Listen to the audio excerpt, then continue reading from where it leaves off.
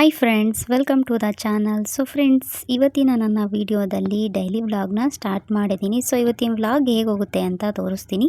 ಅದಕ್ಕೂ ಮುಂಚೆ ಇನ್ನೂ ಯಾರಾದರೂ ನನ್ನ ಚಾನಲ್ನ ನೀವು ಸಬ್ಸ್ಕ್ರೈಬ್ ಮಾಡ್ಕೊಂಡಿಲ್ಲ ಅಂದರೆ ಈಗಲೇ ಹೋಗಿ ಚಾನಲ್ನ ಸಬ್ಸ್ಕ್ರೈಬ್ ಮಾಡಿ. ಸೊ ಪಕ್ಕದಲ್ಲಿ ಬರೋ ಬೆಲ್ ಐಕನ್ ಮೇಲೆ ಕ್ಲಿಕ್ ಮಾಡಿ. ಸೊ ಆವಾಗ ನಾನು ಮಾಡೋ ಎಲ್ಲ ವಿಡಿಯೋ ನಿಮಗೆ ಫಸ್ಟ್ ನೋಟಿಫಿಕೇಷನ್ ನಿಮಗೆ ಬರುತ್ತೆ.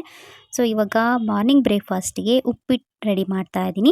ಸೊ ಸಬ್ಸಿಗೆ ಸೊಪ್ಪು, ಕೊತ್ತಂಬರಿ, ವೆಜಿಟೇಬಲ್ಸ್ ಎಲ್ಲನೂ ಹಾಕಿ ಉಪ್ಪಿಟ್ಟು ರೆಡಿ ಮಾಡ್ತಾ ಇದ್ದೀನಿ. ಸೊ ಮಾರ್ನಿಂಗ್ಗೆ ನಮ್ಮ ಮಾವ ಮಾರ್ಕೆಟ್ಗೆ ಹೋಗಿದ್ದಾರೆ. ಸೊ ಅವ್ರು ಬರೋಷ್ಟರಲ್ಲಿ ಬ್ರೇಕ್ಫಾಸ್ಟ್ ರೆಡಿ ಮಾಡೋಣ ಅಂತೇಳಿ ರೆಡಿ ಮಾಡ್ತಾ ಇದ್ದೀನಿ. ನನಗೆ ಉಪ್ಪಿಟ್ಟು ಅಂದರೆ ಅಷ್ಟು ಇಷ್ಟ ಆಗಲ್ಲ, ಬಟ್ ಈ ರೀತಿ ಸಬ್ಸಿಗೆ ಎಲ್ಲ ಹಾಕಿ ಮಾಡಿದ್ರೆ ತುಂಬಾ ಇಷ್ಟ ಆಗುತ್ತೆ. ಈ ರೀತಿ ಇಷ್ಟ ಆಗದೆ ಇರೋರು ಮಾಡ್ಕೊಂಡು ತಿನ್ಬೋದು. ಈ ಥರ ಮಾಡಿದ್ರೆ ಎಲ್ಲರೂ ಇಷ್ಟಪಟ್ಟು ತಿಂತಾರೆ.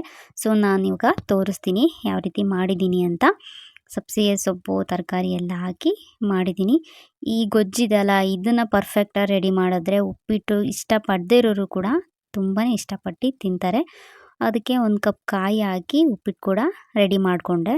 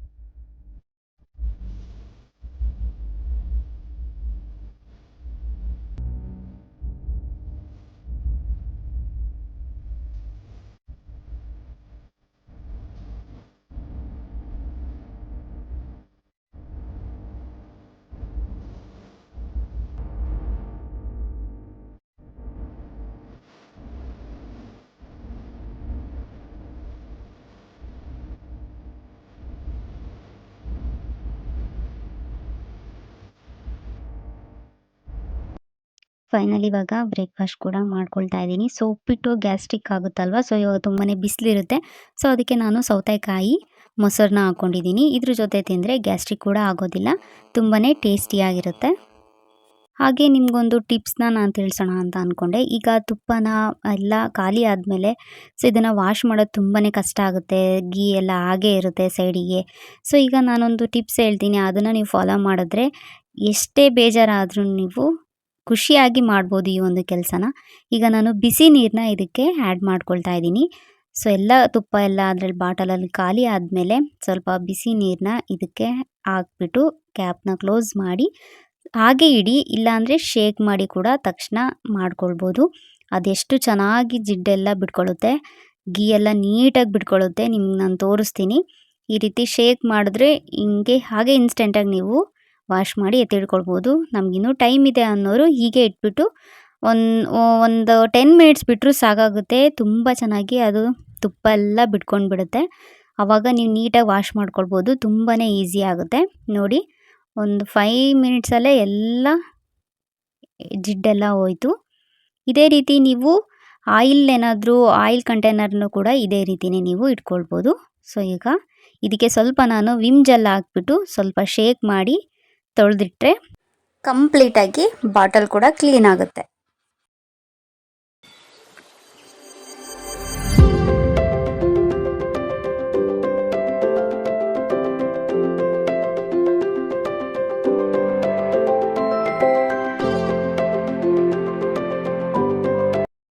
ಹಾಗೆ ನಮ್ಮ ಅತ್ತೆ ನಮ್ಮ ಮಾವ ಮಾರ್ಕೆಟ್ಗೆ ಹೋಗಿದ್ರು ಅಂತ ಹೇಳಿದ್ನಲ್ಲ, ತರಕಾರಿ, ಹಣ್ಣು, ಎಳ್ನೀರು ಎಲ್ಲನೂ ತೊಗೊಂಡು ಬಂದಿದ್ರು. ಎಳ್ನೀರು ತೊಗೊಂಡ್ಬಂದಿದ್ರು. ಈಗ ತುಂಬಾ ಬಿಸಿಲಲ್ವಾ, ಸೊ ಹಂಗಾಗಿ ಎಲ್ರಿಗೂ ಎಳ್ನೀರು ತೊಗೊಂಡು ಬಂದಿದ್ರು. ಹಾಗೆ ನಮ್ಮ ಅತ್ತೆ ಹತ್ರ ಎಳ್ನೀರು ಒಡಿಸ್ಕೊಂಡು ಕೂಡ ಕೊಡ್ದೆ, ಅದು ಕೂಡ ತೋರಿಸ್ತೀನಿ. ಸೊ ಹಣ್ಣೆಲ್ಲ ತೊಗೊಂಡು ಬಂದಿದ್ರು. ಈಗ ತುಂಬಾ ಬಿಸಿಲಲ್ವಾ, ಸ್ಕಿನ್ ತುಂಬಾ ಡ್ರೈ ಆಗ್ತಿರುತ್ತೆ, ಬಾಡಿ ಕೂಡ ತುಂಬಾ ಹೀಟ್ ಆಗ್ತಾ ಇರುತ್ತೆ, ಆರೋಗ್ಯ ಅವಾಗೇ ಹಾಳಾಗೋದು. ನಾವು ಈ ಥರ ಎಲ್ಲ ಹಣ್ಣು, ಆಮೇಲೆ ಎಳ್ನೀರು, ಜ್ಯೂಸ್ ಆಗಿರ್ಬೋದು ಮನೇಲೇ ಮಾಡ್ಕೊಂಡು ಕುಡಿಯೋದ್ರಿಂದ ತುಂಬಾ ಹೆಲ್ತಿಗೆ ಒಳ್ಳೆಯದು. ಸೊ ಹಂಗಾಗಿ ಹಣ್ಣು ಕೂಡ ತೊಗೊಂಡು ಬಂದಿದ್ರೆ, ಈಗ ಏನೇನು ಸೀಸನ್ ಇರುತ್ತೋ ಆ ಸೀಸನಲ್ಲಿ ಯಾವ್ಯಾವ ಥರ ಹಣ್ಣು ಸಿಗುತ್ತೋ ಎಲ್ಲನೂ ತಿಂದರೆ ಎನರ್ಜಿ ಕೂಡ ಸಿಗುತ್ತೆ. ಹಾಗೆ ನಿಮ್ಮ ಸ್ಕಿನ್ ಕೂಡ ನಿಮಗೆ ಡ್ರೈ ಆಗೋದಿಲ್ಲ, ನಿಮ್ಮ ಬ್ಯೂಟಿ ಕೂಡ ಚೆನ್ನಾಗಿರುತ್ತೆ. ಸೊ ಹಂಗಾಗಿ ಎಲ್ಲ ಸೀಸನಲ್ಲೂ ಯಾವ್ಯಾವ ಥರ ಹಣ್ಣು ಸಿಗುತ್ತೋ ಎಲ್ಲನೂ ನೀವು ತಿನ್ನಲೇಬೇಕಾಗುತ್ತೆ.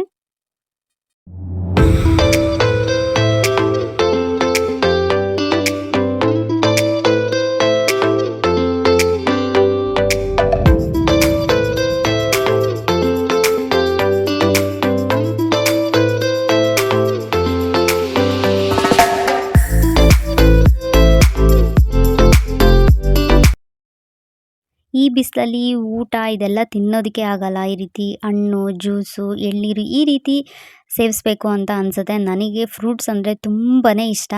ಸೊ ಈಗ ನಮ್ಮ ಅತ್ತೆ ಹತ್ರ ಎಳ್ನೀರು ಹೊಡೆಸ್ಕೊಂಡು ಕುಡಿತಾ ಇದ್ದೀನಿ. ಅವ್ರು ಹೊಡೆದ್ಕೊಡ್ತಾ ಇದ್ದಾರೆ. ಇದು ನೋಡಿದ್ರೆ ಇಷ್ಟು ತುಂಬ ಇದೆ. ನೀರು ಎಷ್ಟು ಸಿಗುತ್ತೋ ಅಂತ ಹೇಳ್ಬಿಟ್ಟು ಚೊಂಬಲ್ಲಿ ಹಾಕ್ತಾ ಇದ್ದಾರೆ. ಸೊ ಎಷ್ಟು ಬರುತ್ತೆ ನೋಡಿ ನೀರು. ಇಷ್ಟೇನೆ ಇರೋದು. ನೋಡಿದ್ರೆ ಎಷ್ಟೊಂದಿದೆ ಅಂತ ಅಂದ್ಕೊಂಡ್ವಿ. ಅಷ್ಟು ದೊಡ್ಡದಿತ್ತು. ನನಗೆ ಈ ಥರ ಎಳ್ನೀರನ್ನ ಅದರಲ್ಲೇ ಕುಡಿಯೋದಕ್ಕೆ ಇಷ್ಟ. ಅದರಲ್ಲೇ ಕುಡಿದ್ರೆ ಚೆಂದಾಗಿರುತ್ತೆ. ಸೊ ಲೋಟದಲ್ಲಿ ಹಾಕ್ಕೊಂಡು ಕುಡಿಯೋದಕ್ಕೆ ಅಷ್ಟೊಂದು ಇಷ್ಟ ಆಗಲ್ಲ ನನಗೆ. ಸೊ ನಿಮಗೆ ತೋರ್ಸೋದಕ್ಕೋಸ್ಕರ ನಾನು ಲೋಟಕ್ಕೆ ಹಾಕ್ಕೊಂಡು ತೋರಿಸ್ತಾ ಇದ್ದೀನಿ. ಚೆನ್ನಾಗಿ ಕಾಣಿಸುತ್ತೆ ಅಲ್ವಾ? ಸೊ ಹಂಗಾಗಿ ನನಗೆ ಅದರಲ್ಲೇ ಕುಡಿಯೋದಕ್ಕೆ ಇಷ್ಟ. ನಾನು ಹೊರಗಡೆ ಏನಾದರೂ ಹೋಗಿ ಎಳ್ನೀರು ಕುಡಿದ್ರೆ ಅದರಲ್ಲೇ ಕುಡಿತೀನಿ. ಮನೇಲಿ ತಂದಾಗಲೂ ಅಷ್ಟೇ ಅದರಲ್ಲೇ ಕುಡಿತೀನಿ. ಸ್ಟ್ರಾದಲ್ಲಿ ಕುಡಿಯೋದಕ್ಕಿಂತ ನನಗೆ ಹಾಗೆ ಎತ್ಕೊಂಡು ಕುಡಿತಾರಲ್ಲ ಅದೇ ಮಜಾನೇ ನನಗೆ. ಸೊ ಅದರಲ್ಲಿ ಅದು ಗಂಜಿ ಇರುತ್ತಲ್ಲ ಅದನ್ನು ಇದಕ್ಕೆ ಆ್ಯಡ್ ಮಾಡ್ಕೊಂಡು ಕುಡಿತಾ ಇದ್ದರೆ ಸಖತ್ ಟೇಸ್ಟಿಯಾಗಿರುತ್ತೆ ಗೊತ್ತಾ? ಸೊ ಇದು ಕೂಡ ತುಂಬಾ ಚೆನ್ನಾಗಿತ್ತು. ನಮಗೆ ಎಳ್ನೀರು ನಾವು ಹೆಚ್ಚಾಗಿ ಕುಡಿಯೋದ್ರಿಂದ ಅಥವಾ ಡೈಲಿ ಮಾರ್ನಿಂಗ್ ನಾವು ಎಳ್ನೀರು ಕುಡಿಯೋದ್ರಿಂದ ನಮಗೆ ಜೀರ್ಣಕ್ರಿಯೆ ಆಗಿರ್ಬೋದು, ರೋಗ ನಿರೋಧಕ ಶಕ್ತಿಗಾಗಿರ್ಬೋದು, ಹೇರ್ಗೆ, ಹಾಗೆ ನಮ್ಮ ಚರ್ಮಕ್ಕೆ, ರಕ್ತದೊತ್ತಡ ಸಮಸ್ಯೆ ಇದ್ದರೆ, ಕಿಡ್ನಿ ಸಮಸ್ಯೆ ಇದ್ದರೆ ಎಲ್ಲದಕ್ಕೂ ಇದು ಒಂದು ಬೆಸ್ಟ್ ರಾಮಬಾಣ ಅಂತಲೇ ಹೇಳ್ಬೋದು. ಸೊ ಹಂಗಾಗಿ ನಾವು ಖಾಲಿ ಹೊಟ್ಟೆಗೆ ಎಳ್ನೀರು ಕುಡಿಯೋದ್ರಿಂದ ನಮಗೆ ತುಂಬಾ ಉಪಯೋಗ ಇದೆ. ಸೊ ನೀವು ಈಗ ತುಂಬಾ ಬಿಸಿಲಿರೋದ್ರಿಂದ ಯಾವುದ್ಯಾವುದೋ ಜ್ಯೂಸ್ ಕುಡಿಯೋ ಬದಲಿಗೆ ಇದನ್ನು ಕುಡಿದ್ರೆ ನಿಮ್ಮ ಹೆಲ್ತಿಗೆ ತುಂಬಾ ಒಳ್ಳೆಯದು. ಹಾಗೆ ನಮ್ಮ ಹಸ್ಬೆಂಡ್ ಒಂದು ಕೇಕ್ ತೊಗೊಂಡು ಬಂದಿದ್ರು. ಸೊ ನಿಮ್ಮ ನಿಯರ್ ಬೈ ಎಲ್ಲಾದರೂ ನಿಮಗೆ ಬೇಕ್ರಿಲಿ ಏನಾದರೂ ಈ ರೀತಿ ಕೇಕ್ ಕಾಣಿಸಿದ್ರೆ ಟೇಸ್ಟ್ ಮಾಡಿ ಅಂತ ನಿಮಗೆ ಸಜೆಸ್ಟ್ ಮಾಡೋದಕ್ಕೋಸ್ಕರ ತೋರಿಸ್ತಾ ಇದ್ದೀನಿ. ತುಂಬಾ ಚೆನ್ನಾಗಿದೆ. ಈಗ ಒಬ್ಬೊಬ್ರು ಐಸ್ ಕೇಕ್ ಇಷ್ಟಪಡದೇ ಇರೋರು, ತುಂಬಾ ಕ್ರೀಮ್ ಕೇಕ್ ಇಷ್ಟಪಡದೇ ಇರೋರಿದ್ದರೆ ಇದನ್ನು ಟೇಸ್ಟ್ ಮಾಡ್ಬೋದು ಅಂತ ಅನ್ನಿಸ್ತು. ಸೇಮ್ ಯಾವ ರೀತಿ ಇತ್ತು ಅಂದರೆ ಪ್ಲೈನ್ ಇದು ಇರುತ್ತಲ್ವಾ ಪ್ಲೈನ್ ಕೇಕು ಹಾಗೆ ಗುಲ್ಕನ್ ಇದ್ದಂಗೆ ಇತ್ತು. ಎರಡು ಕಾಂಬಿನೇಷನ್ ಆಗಿ ತಿಂತಾ ಇದ್ರೆ ತುಂಬಾ ಚೆನ್ನಾಗಿತ್ತು. ಸೊ ಹಂಗಾಗಿ ತೋರಿಸ್ತಾ ಇದ್ದೀನಿ. ನಾನು ಹಾಗೆ ಫಸ್ಟು ಟೇಸ್ಟ್ ಮಾಡಿ ನೋಡ್ತಾ ಇದ್ದೀನಿ. ಆಮೇಲೆ ನಮ್ಮ ಹಸ್ಬೆಂಡ್ ತಿಂತಾರೆ. ಅವ್ರು ತಂದ್ಕೊಂಡಿದ್ರು ಇದನ್ನು ಯಾವ ರೀತಿ ಇರುತ್ತೆ ನೋಡೋಣ ಅಂತೇಳಿ, ಟ್ರೈ ಮಾಡೋಣ ಅಂತೇಳಿ ಒಂದು ತೊಗೊಂಡು ಬಂದಿದ್ರು. ಹಾಗೆ ನನಗೆ ಐಸ್ ಕೇಕ್ ತೊಗೊಂಡು ಬಂದಿದ್ರು. ನಾನು ಯಾವಾಗಲೂ ಜಾಸ್ತಿ ಐಸ್ ಕೇಕ್ ತಿಂತಾ ಇರ್ತೀನಿ. ಹಂಗಾಗಿ ನನಗೆ ಅದನ್ನು ತೊಗೊಂಡು ಬಂದಿದ್ರು. ಅವ್ರು ಇದನ್ನು ತೊಗೊಂಡು ಬಂದರು ನೋಡೋಣ ಟೇಸ್ಟ್ ಹೇಗಿರುತ್ತೆ ಅಂತ. ಸೊ ಹಂಗಾಗಿ ನಿಮಗೂ ಕೂಡ ತೋರಿಸೋಣ ಅಂತೇಳಿ ತೋರಿಸ್ದೆ. ಮೇಲೆ ದ್ರಾಕ್ಷಿ ಎಲ್ಲ ಹಾಕಿದ್ದಾರೆ, ಗುಲ್ಕನ್ನು, ಚೆರಿ ಎಲ್ಲ ಹಾಕಿದ್ರು.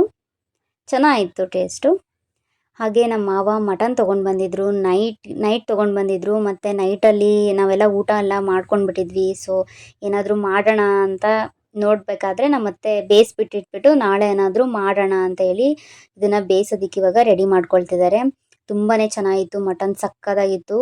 ಸೊ ಅಲ್ಲಿ ಚೆನ್ನಾಗಿತ್ತು ಅಂತ ಹೇಳ್ಬಿಟ್ಟು ತೊಗೊಂಡು ಬಂದಿದ್ದಾರೆ. ಆಲ್ರೆಡಿ ನಮ್ಮದು ಅಡುಗೆ ಎಲ್ಲ ಆಗಿಬಿಟ್ಟಿತ್ತು. ಸೊ ಅದನ್ನು ವೇಸ್ಟ್ ಮಾಡೋದಕ್ಕಿಂತ ಇದು ಬೇಯಿಸಿಟ್ಬಿಟ್ಟು ನೆಕ್ಸ್ಟ್ ಟೈಮ್ ಮಾಡ್ಬೋದಲ್ವಾ? ಸೊ ಹಂಗಾಗಿ ಅಂತೇಳಿ ನಮ್ಮ ಅತ್ತೆ ಇವಾಗ ಮಟನ್ನ ಬೇಯಿಸ್ಕೊಳ್ತಿದ್ದಾರೆ. ಫಸ್ಟು ಬೇಯಿಸ್ಕೊಂಡು ಆಮೇಲೆ ಸಾಂಬಾರಿಗೆ ಮತ್ತು ಫ್ರೈಗೆ ಅಂತೇಳಿ ಡಿವೈಡ್ ಮಾಡ್ಕೊಳ್ತಾ ಇದ್ದಾರೆ.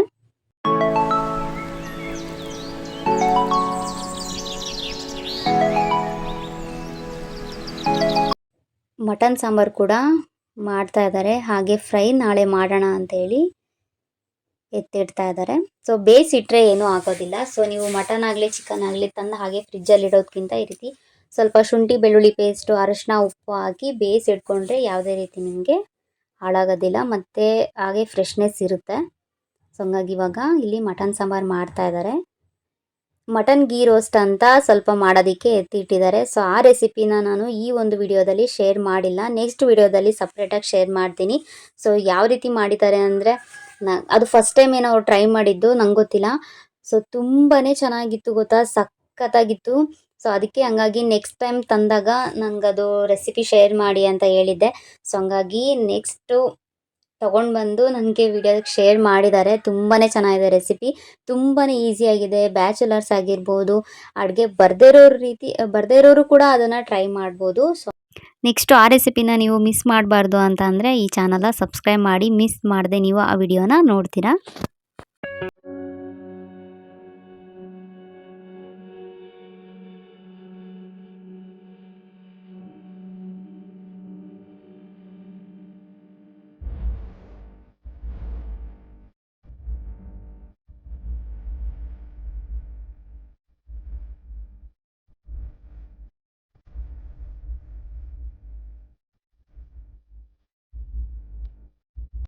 ಸೊ ನಾನು ಹೇಳಿದ್ನಲ್ವಾ ಮಟನ್ ಗೀ ರೋಸ್ಟ್ ಅಂತ. ಸೊ ಇದೇ ಅದು ರೆಸಿಪಿ.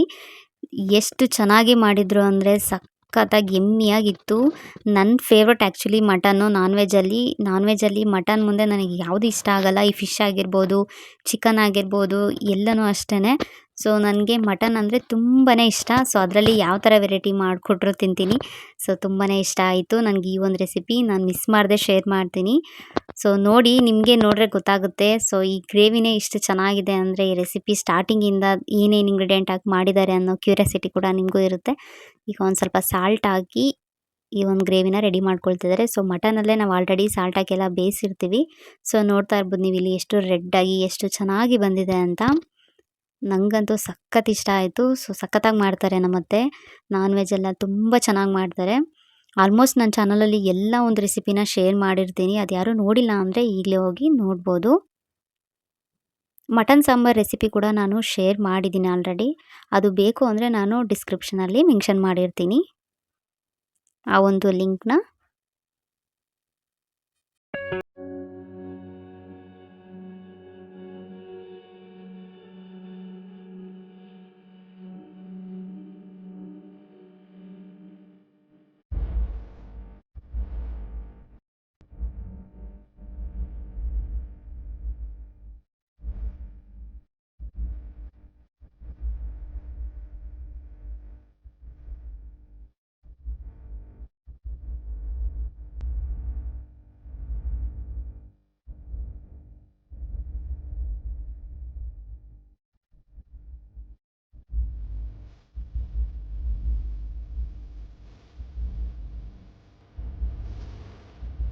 ಸೊ ಇಷ್ಟೇನೆ ಇವತ್ತಿನ ವ್ಲಾಗ್. ಈ ವ್ಲಾಗ್ ನಿಮ್ಗೇನಾದರೂ ಇಷ್ಟ ಆದರೆ ಮಿಸ್ ಮಾಡದೆ ಲೈಕ್ ಮಾಡಿ, ಹಾಗೆ ಸಬ್ಸ್ಕ್ರೈಬ್ ಮಾಡ್ಕೊಂಡು ನೋಡದೇ ಇರೋರು ದಯವಿಟ್ಟು ಸಬ್ಸ್ಕ್ರೈಬ್ ಮಾಡ್ಕೊಂಡು ನೋಡಿ.